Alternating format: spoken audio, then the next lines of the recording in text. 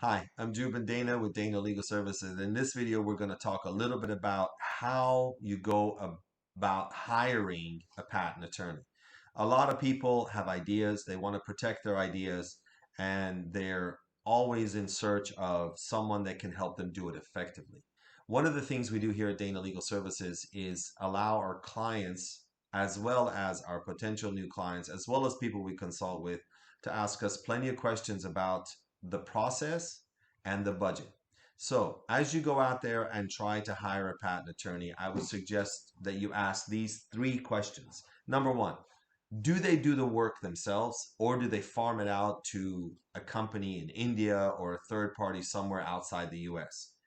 A lot of patent attorneys hire a third party to prepare the patent application, and quite often that third party is not in the US. That is a very, very challenging situation for the client when the expertise and the experience is in the patent attorney and they are the ones that are just simply going to review and file the application for you.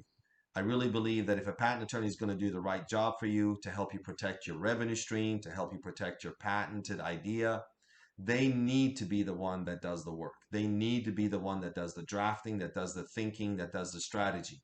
Now, it's one thing to come up with the outline and what's going to go in the patent and create the figures and then use an associate with a lower cost rate to draft the patent application. It's a whole nother thing to send the idea off overseas and then have them draft it and get it back to an attorney and then have the attorney review it because there's no strategy. There's no thought process put into it. Unless, of course, the attorney happens to do what? Create an outline, create some figures, create some claims, and then send that to somebody else to draft. The other risk that you run into when you send it overseas is the fact that, hey, it's going overseas. If your idea gets compromised, if something happens, it's not secure. How do you know these things can happen? It's always, always a risk. So when you're hiring a patent attorney, always number one, make sure that they are the ones that are doing the actual work. Now, whether they do all the work or whether they do the majority of the work, make sure that they're doing it within their firm with the people that work with them and not sending it overseas. The second thing you need to do when you're going to hire a patent attorney is always make sure that your patent attorney asks you these two questions. The first question is, do they ask you what is your idea? Of course, they will because they need to know and understand it and explain it to you.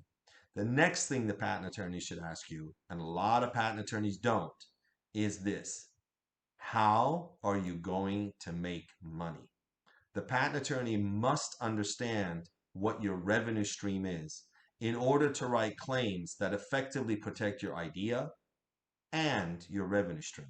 Recently, I had someone come to me to hire me as their attorney. They were very excited. They had a patent issued and they showed me the issued patent. I read the patent and I said to them, there is no way that you'll be able to effectively enforce this because your claims really do not protect your revenue stream. The person was very disappointed.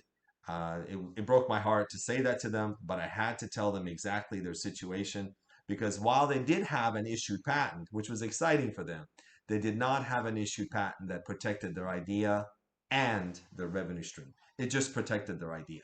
And their idea was so narrowly protected in this patent that I told them, there's nothing we can do to help you enforce this. You have to go and file, a lawsuit against someone. They're going to immediately work around your patent and say they're not infringing.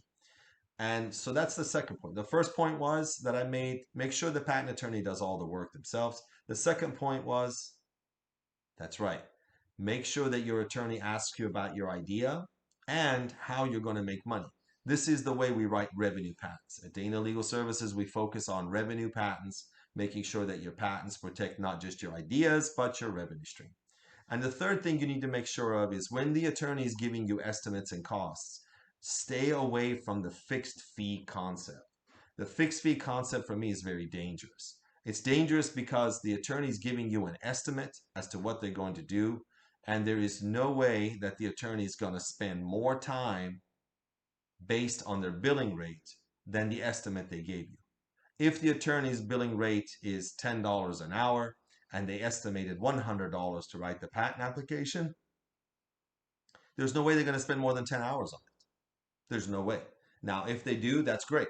That's the way their model works. But if their billing rate is $10 an hour and they quote you $100, then you know that they're not going to spend any more than 10 hours on it. At Dana Legal Services, we don't quote you fixed fees. We give you our billing rate and we estimate the amount of time it's going to take to do that work.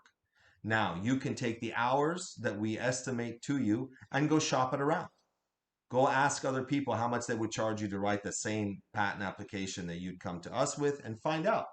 And then you can do the math yourself. If I told you it takes 10 hours to do something and someone quotes you a price, then you can do 10 divided by the price and you can work out their billing rate. If the billing rate ends up being, something ridiculously high, then you know that something is not right.